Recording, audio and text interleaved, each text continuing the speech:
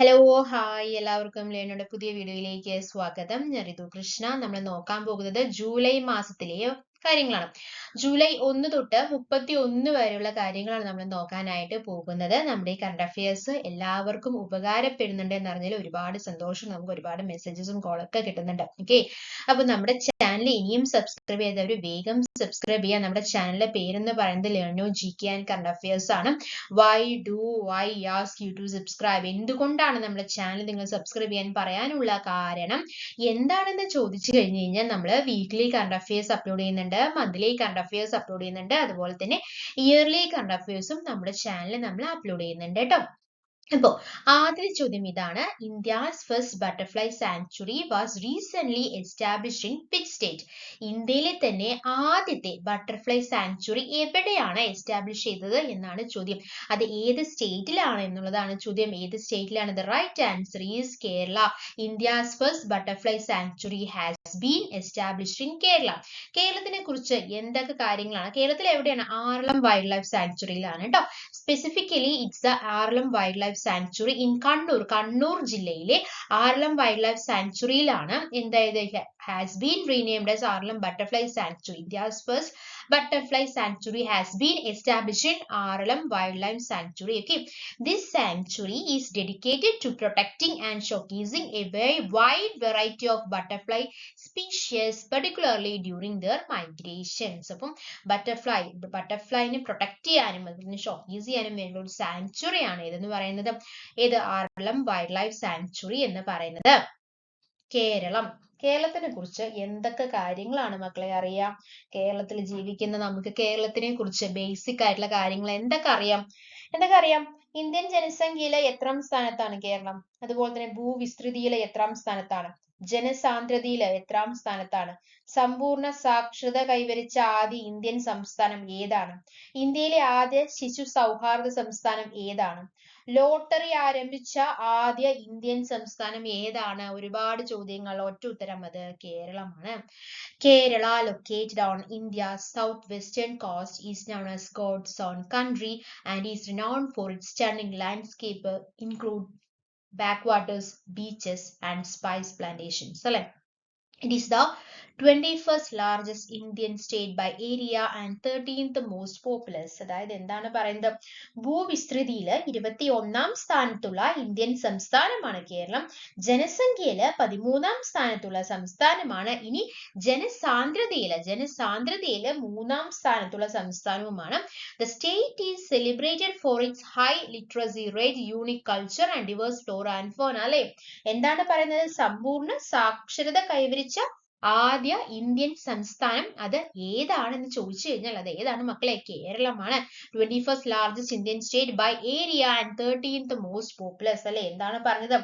ഭൂവിസ്തൃതിയില് 21ാം സ്ഥാനത്തുള്ള ഇന്ത്യൻ സംസ്ഥാനമാണ്. അതുപോലെ തന്നെ ഇന്ത്യൻ ജനസംഖ്യയില് 13ാം സ്ഥാനത്തുള്ള സംസ്ഥാനം ഏത് തന്നെയാണ് മക്കളെ? കേരളം തന്നെയാണ്. ഓക്കെ അല്ലേ? ഇനി നമുക്ക് എന്താ നോക്കാനുള്ളത്? Key facts about Kerala. അതായത് എന്താണ്? ക്യാപിറ്റൽ തിരുവനന്തപുരമാണ്. ഓൾസോ നോൺ ആസ് ട്രിവാൻഡ്രം എന്നറിയപ്പെടുന്നത്. നിലവിൽ വന്ന വർഷം എപ്പോഴായിരുന്നു? ഏരിയ പറയാം. 38,863 സ്ക്വയർ കിലോമീറ്റേഴ്സ് ആണ്. പോപ്പുലേഷൻ ഓവർ 33 മില്യൺ ആണ്. ഒഫീഷ്യൽ ലാംഗ്വേജ് മലയാളമാണ്. Formation on November 1, 1956. തലസ്ഥാനം നമ്മൾ പറഞ്ഞു തിരുവനന്തപുരം. ഹൈക്കോടതി എറണാകുളമാണ്. സംസ്ഥാന മൃഗം ആനയാണ്. സംസ്ഥാന പക്ഷി മലമുഴക്കി വേഴാമ്പലാണ്. സംസ്ഥാന പുഷ്പം കണിക്കൊന്നയാണ്. സംസ്ഥാന ഫലം ചക്കയാണ്. അല്ലെ? എത്ര ജില്ലകളുണ്ട്? 14 ജില്ലകളാണുള്ളത്. അല്ലെ? ലിറ്ററസി റേറ്റ് എന്ന് പറയുന്നത് 100% ആയിരുന്നു. എന്നാൽ കറന്റ് 96.2% ആണ് കാണിക്കുന്നത്. എന്നാലും ഇന്ത്യയിലെ സംസ്ഥാനങ്ങളെ വെച്ച് നോക്കുമ്പോൾ ഏറ്റവും കൂടുതൽ ഇതിന് തന്നെയാണ്, കേരളത്തിന് തന്നെയാണ് കേട്ടോ. പിന്നെന്താണ്? Kerala has higher female to male ratio than the national average and unique features backwaters, spice trade, ayurvedic practices, Kathakali dance and vibrant festivals like Onam. അല്ലെ? ഇതൊക്കെയാണ് സ്പെഷ്യാലിറ്റീസ് എന്ന് പറയുന്നത്. State animal Indian elephant. State flower golden shower tree, കണിക്കൊന്ന. അല്ലെ? State fruit is the jackfruit, ചക്ക. And the state tree is the coconut tree. Okay. Surrounded by the Arabian Sea to the west, Karnataka to the north, Tamil Nadu to the east. Arabian to west, Arabian Sea, Karnataka to the north, Tamil Nadu to the east. Famous for beaches, backwaters, tea and spice plantations. and traditional art forms. അതുപോലെ തന്നെ one of the cleanest states in India, ഇന്ത്യയിലെ ഏറ്റവും വൃത്തി കൂടിയ സ്ഥലം കേരളം എന്നാണ് പറയുന്നത്. Rich culture blends Indian and Dravidian influences with unique art forms and strong emphasis on performing arts like Kathakali, Mohiniyattam, Kalaripayattu അല്ലെ. Historical significance, home to the first mosque in India. ഒരുപാട് ഫെസ്റ്റുകൾ നടന്നത് എവിടെയാണ്? കേരളത്തിലാണെന്നുള്ള കാര്യവും ശ്രദ്ധിക്കുക. ഓക്കെ, രണ്ടാമത്തെ ചോദ്യം. Which country will host the world police and fire games 2029? അതായത് 2029 നടക്കാൻ പോകുന്ന വേൾഡ് പോലീസ് ഫയർ ഗെയിംസിന് ആതിഥേയത്വം വഹിക്കുന്ന രാജ്യം ഏതാണ്? എവിടെയാണ് നടക്കാൻ പോകുന്നത് എന്നാണ്. 2029 നടക്കുന്നത്. അത് ഏത് രാജ്യത്താണ് നടക്കാനായിട്ട് പോകുന്നത്? The right answer is India. അപ്പൊ ആദ്യത്തെ ഒരു ചോദ്യം, ഇന്ത്യയിലെ ഫസ്റ്റ് ബേർഡ് സാങ്ച്വറി, ബേർഡ് അല്ല ബട്ടർഫ്ലൈ സാങ്ച്വറി എവിടെയാണ് എന്ന് ചോദിച്ചപ്പോൾ അത് കേരളത്തിലാണ്. നോക്കിക്കേ, എവിടെ? 2029 നടക്കാനായിട്ട് പോകുന്ന വേൾഡ് പോലീസ് ഫയർ ഗെയിംസ് എവിടെയാണ് ആതിഥേയത്വം വഹിക്കുന്നത്? ഇന്ത്യയിലാണ്. India wins bid to host 2029 world police and fire games in ഇന്ത്യയിലെ ഗുജറാത്തിലാണ് മക്കളെ നടക്കാനായിട്ട് പോകുന്നത് കേട്ടോ. ഫോർ ദ ഫസ്റ്റ് ടൈം ആദ്യമായിട്ടാണ് India will host the prestigious 2029 world police and fire games which Union Home Minister Amit Shah termed as a moment of great pride for every citizen. അപ്പൊ ഗുജറാത്തില് നമ്മൾ പറഞ്ഞു, ഇന്ത്യയിലെ ഗുജറാത്തിലാണ്. ഗുജറാത്തിൽ എവിടെയാണ്? അഹമ്മദാബാദിലാണ്. Ahmedabad has been selected as the venue of the event.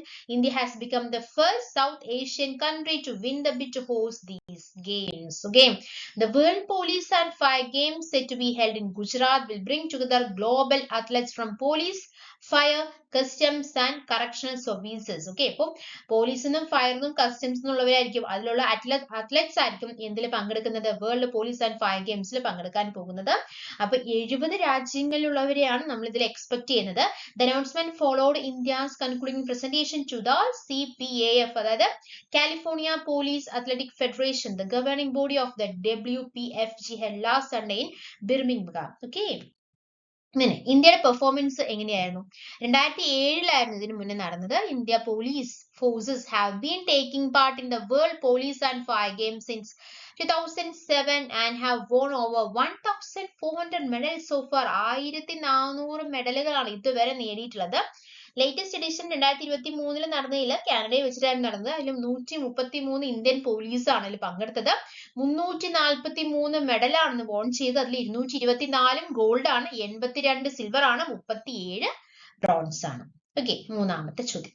A new flowering plant species named begonia നൈഷേരിയം was recent discovered in which state? അപ്പോൾ പുതിയൊരു flowering plant species കണ്ടുപിടിച്ചിരിക്കുകയാണ് അല്ലെ, ബെഗോണിയ. അത് എവിടെയാണ് കണ്ടുപിടിച്ചത് എന്നുള്ളതാണ് ചോദ്യം. എവിടെയാണിത്?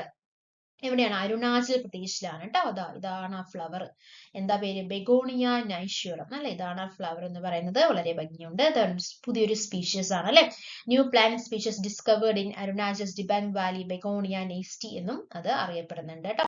അപ്പോ അരുണാചൽ പ്രദേശ്, നമ്മളൊരു സ്റ്റേറ്റ് പറഞ്ഞു കഴിഞ്ഞാൽ ആ സ്റ്റേറ്റിനെ കുറിച്ച് നമ്മൾ വീണ്ടും വീണ്ടും വീണ്ടും പഠിക്കുന്നു അല്ലെങ്കിൽ മനസ്സിലാക്കുന്നു. അരുണാചൽ പ്രദേശ്, എന്തൊക്കെ കാര്യങ്ങളാണ് അരുണാചൽ പ്രദേശിനെ കുറിച്ച് പറയാനായിട്ടുള്ളത്? ഈ അരുണാചൽ എന്ന് പറയുമ്പോൾ ചുവന്ന മലകളുടെ നാട് എന്നാണ് അരുണാചൽ എന്നുള്ള വാക്കിന് അർത്ഥം.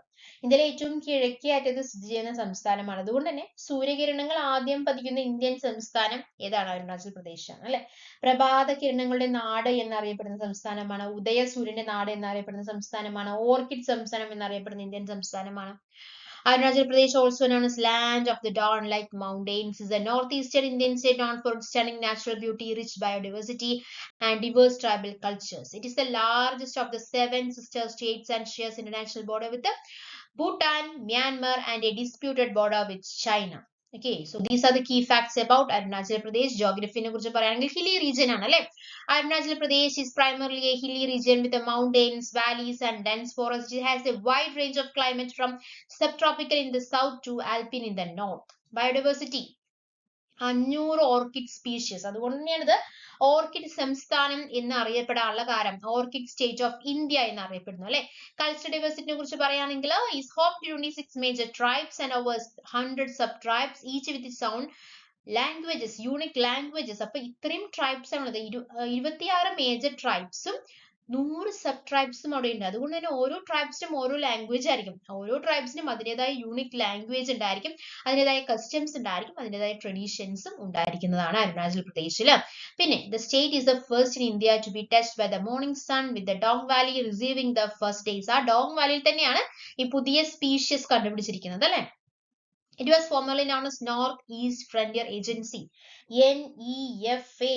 എന്താണ്? ബ്രിട്ടീഷ് ഭരണകാലത്ത് നേഫ എന്നറിയപ്പെട്ടിരുന്ന ഇന്ത്യൻ സംസ്ഥാനമാണ് നേഫ, നോർത്ത് ഈസ്റ്റ് ഫ്രണ്ടിയർ ഏജൻസി. അപ്പൊ നേഫ എന്ന പേര് അരുണാചൽ പ്രദേശ് എന്നാക്കി മാറ്റിയത് ഒരു വ്യക്തിയാണ്. ആ വ്യക്തിയുടെ പേരെന്താണ്? ബിബാ ബസുദാസ് ശാസ്ത്രി എന്നാണ്. അത് സംഭവിച്ചത് ജനുവരി 20, 1972 ആ പേര് മാറ്റിയത് കേട്ടോ. അതായത് ആദ്യം ബ്രിട്ടീഷ് ഭരണകാലത്ത് നേഫ എന്നായിരുന്നു അരുണാചൽ പ്രദേശിന്റെ പേര്, നേഫ എന്നായിരുന്നു. അത് എന്താക്കി മാറ്റി? അരുണാചൽ പ്രദേശ് എന്നാക്കി മാറ്റിയത് 20 ജനുവരി 1972 അങ്ങനെ ആക്കി മാറ്റിയ വ്യക്തി ബിബാ ബസുദാസ് ശാസ്ത്രിയാണ് കേട്ടോ. ഓക്കെ, പിന്നെ എന്താണ് പറയാനുള്ളത്? While English is the official language, അവിടുത്തെ ഒഫീഷ്യൽ ലാംഗ്വേജ് ഇംഗ്ലീഷ് ആണ്. Over 30 languages and dialects are spoken by its various tribes. നമ്മൾ പറഞ്ഞല്ലോ 100-ലധികം സബ് ട്രൈബ്സ് അവിടെ ഉണ്ട്, അതുകൊണ്ട് തന്നെ ഒരുപാട് ലാംഗ്വേജ് ഉണ്ട്. പക്ഷെ ഒഫീഷ്യൽ ലാംഗ്വേജ് ഇംഗ്ലീഷ് ആണ്. It's a popular tourist destination offering attractions like the Tawang monastery, Sela pass and various national parks and wildlife sanctuaries ഒക്കെ ഉള്ള ഒരു സംസ്ഥാനമാണ് Arunachal Pradesh.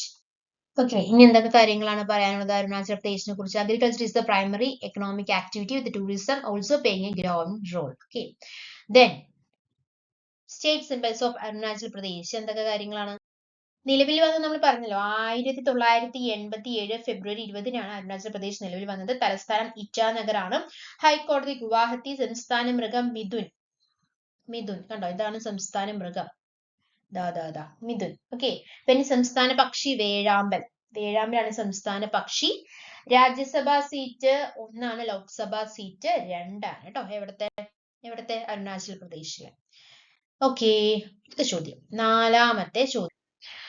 Who is the youngest Indian captain to win a test match abroad എന്നുള്ളതാണ് ചോദ്യം. The right answer is Shubman Gill becomes the youngest Indian captain to win a test match overseas. So the right answer is Shubman Gill. അടുത്ത ചോദ്യം, 5ാമത്തെ ചോദ്യം. Which country has recently launched a climate monitoring satellites on its H2A rocket?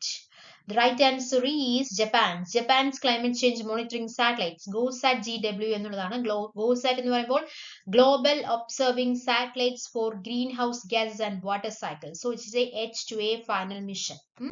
പിന്നെ പറയാനുള്ളത് എന്താണെന്ന് ചോദിച്ചു കഴിഞ്ഞാൽ Japan launched GOSAT GW climate monitoring satellites on its H2A rocket. The launch took place on June 29, 2025 from the Tanegashima Space Center.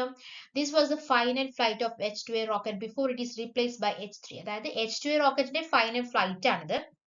റോക്കറ്റിന്റെ പേരെന്താണ്?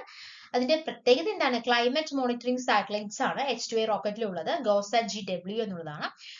Launch നടന്നത് June 29, 2025 പിന്നെ എന്താണ്? H2A final flight ആണ് എന്ന് പറയുന്നത്. കാര്യം അതിന് റീപ്ലേസ് ആവും, H3 ആയിട്ട് replace ആകുന്നതാണ്. The GOSAT GW satellite is designed to monitor greenhouse gases and aspects of the global water cycle, including sea surface temperature and precipitation. So these are the speciality of GOSAT GW satellites launched by Japan. Okay. അടുത്ത ചോദ്യം, 6ാമത്തെ ചോദ്യം. Where was the Guru Gorakhnath Ayush University inaugurating? Uttar Pradesh. എവിടെയാണ് inaugurate ചെയ്തിരിക്കുന്നത്? President Murmu. UPCM Yogi inaugurate Mahayogi Guru Gorakhnath Ayush university in ഗോരഖ്പൂരിലാണ് inauguration കഴിഞ്ഞിട്ടുള്ളത്. ഗോരഖ്പൂർ എന്താണ് പ്രത്യേകത? Gorakhpur is a city in Indian state of Uttar Pradesh along the banks of Rapti River in Parvanchal region. PSC പഠിക്കുന്നവർക്ക് അറിയാം ഗോരഖ്പൂരിന്റെ പ്രത്യേകത എന്താണ്? നോർത്ത് ഈസ്റ്റേൺ റെയിൽവേയുടെ ആസ്ഥാനമാണ് ഗോരഖ്പൂർ. അതുപോലെ തന്നെ ഇന്ത്യയിലെ ഏറ്റവും നീളം കൂടിയ റെയിൽവേ പ്ലാറ്റ്ഫോം എവിടെയാണ്? ഗോരഖ്പൂരിലാണ് കേട്ടോ. ഓക്കെ, പിന്നെന്താണ്? It is situated 270 kilometers east of state capital Lucknow and it is the administrative headquarters of Gorakhpur district, northeastern railway zone. നമ്മൾ പറഞ്ഞല്ലോ, and Gorakhpur division, northeastern റെയിൽവേയുടെ ആസ്ഥാനമാണ് ഗോരഖ്പൂർ എന്ന് പറയുന്നത്. The city is home to Gorakhnath Math or a Gorakhnath temple. The city has also had an Indian Air Force station since 1963. 1963 മുതൽ അവിടെ എന്തുണ്ട്? ഒരു Indian air force സ്റ്റേഷനും അവിടെ ഉണ്ട്. Gita Press, the world's largest publisher of Hindu religious texts like Ramayana and Mahabharata, has been established here since 1926. അപ്പൊ ഇതിന്റെ എല്ലാം ഉത്ഭവം, the source എന്ന് പറയുന്നത് 1926 എവിടെ നിന്നാണെന്ന് പറയാം, ഗോരഖ്പൂർ എന്നാണ് അവകാശപ്പെടുന്നത് കേട്ടോ. ഇനി ഉത്തർപ്രദേശ് എന്തൊക്കെ കാര്യങ്ങൾ അറിയാം? ഉത്തർപ്രദേശ് ബ്രഹ്മർഷി ദേശം, മധ്യദേശം എന്നീ പേരുകളില് പ്രാചീന കാലത്ത് അറിയപ്പെട്ടിരുന്ന സംസ്ഥാനമാണ് ഉത്തർപ്രദേശ് എന്ന് പറഞ്ഞു. ഏറ്റവും ജനസംഖ്യ കൂടിയ ഇന്ത്യൻ സംസ്ഥാനമാണ്. ആര്യവർത്തം എന്ന് പ്രാചീന കാലത്ത് അറിയപ്പെട്ടിരുന്ന സംസ്ഥാനമാണ്. ഇന്ത്യയുടെ പഞ്ചസാര കിണ്ണം എന്നറിയപ്പെടുന്ന സംസ്ഥാനമാണ് ഉത്തർപ്രദേശ്. ഞാൻ ഇങ്ങനെ വിചാരിച്ചുള്ളൂ, orchid state of India, orchid state ഏതായിരുന്നു? അരുണാചൽ പ്രദേശ് ആണെന്ന് പറഞ്ഞല്ലേ. അപ്പൊ പഞ്ചസാര കിണ്ണം ഏതാണ് എന്ന് ഇങ്ങനെ ആലോചിച്ചുകൊണ്ടിരിക്കുകയായിരുന്നു. ഇപ്പൊ കിട്ടിയല്ലേ, ഉത്തർപ്രദേശാണ്. അപ്പോ നമ്മളിങ്ങനെ ആലോചിക്കുന്നതിലെല്ലാം ആൻസർ നമ്മുടെ ഈ കറണ്ട് അഫയേഴ്സിൽ ഉണ്ടാകും. അപ്പൊ നോക്കിക്കേ, എന്തായാലും ഉപകാരപ്പെടും. Uttar Pradesh located in northern India is the most populous state in the country and the most populous country subdivision in the world. എന്താണ് പറയുന്നത്? എന്താണ് ഏറ്റവും കൂടുതൽ, ഇന്ത്യയിലെ ഏറ്റവും കൂടുതൽ ജനസംഖ്യയുള്ള സംസ്ഥാനമാണ് അല്ലെ ഉത്തർപ്രദേശ് എന്ന് പറയുന്നത്. It's known for its rich history, diverse culture and significant religious sites. പിന്നെന്താണ്?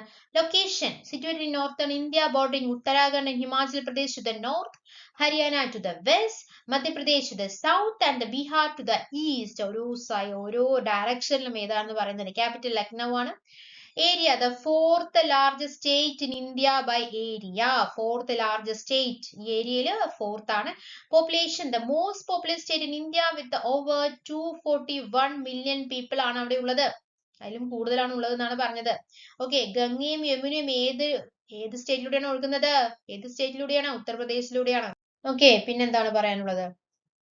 Tribal areas. The southern hills and Gangetic plains are two distinct regions of Uttar Pradesh. Okay. Okay. പിന്നെന്താണ്? ബ്രഹ്മർഷി ദേശം നമ്മൾ പറഞ്ഞു. ബ്രഹ്മർഷി ദേശം, മധ്യദേശം എന്നീ പേരുകളിൽ പ്രാചീന കാലത്ത് അറിയപ്പെട്ടിരുന്ന സംസ്ഥാനമാണ്. നിലവിൽ വന്ന വർഷം 1950 ജനുവരി 26-നാണ്. സംസ്ഥാന മൃഗം ചതുപ്പ് നിലം മാനാണ്. സംസ്ഥാന പക്ഷി സരസക്കൊക്കാണ്. സംസ്ഥാന പുഷ്പം ബ്രഹ്മകമലാണ്. യുണൈറ്റഡ് പ്രൊവിൻസ് എന്നറിയപ്പെട്ട ഇന്ത്യൻ നഗരമാണ് ഇത് ഉത്തർപ്രദേശ് കേട്ടോ. ഇന്ത്യയിലെ ലോക്സഭ രാജ്യസഭ സീറ്റുകള് കൂടുതലുള്ള സംസ്ഥാനമാണ്. ഏറ്റവും കൂടുതൽ വർത്തമാന പത്രങ്ങൾ പുറത്തിറങ്ങുന്ന സംസ്ഥാനമാണ്. ഇന്ത്യയിലെ ഗ്രാമനിവാസികൾ കൂടുതലുള്ള സംസ്ഥാനമാണ്. അവിടെ ഈ ഗോതമ്പ്, കരിമ്പ്, ബാർലി എന്നിവയുടെ ഉൽപാദനത്തിൽ മുന്നിട്ട് നിൽക്കുന്ന സംസ്ഥാനമാണ്. ഗംഗാനദി ഏറ്റവും കൂടുതൽ ദൂരം ഒഴുകുന്ന സംസ്ഥാനമാണ്. അവിടെ വികലാംഗർക്ക് വേണ്ടിയിട്ട് സ്പെഷ്യൽ ആയിട്ട് സർവകലാശാല തുടങ്ങിയിട്ടുള്ള ആദ്യ സംസ്ഥാനമാണ്. പിന്നെ ഒരു പ്രത്യേകത എന്താണെന്നറിയോ?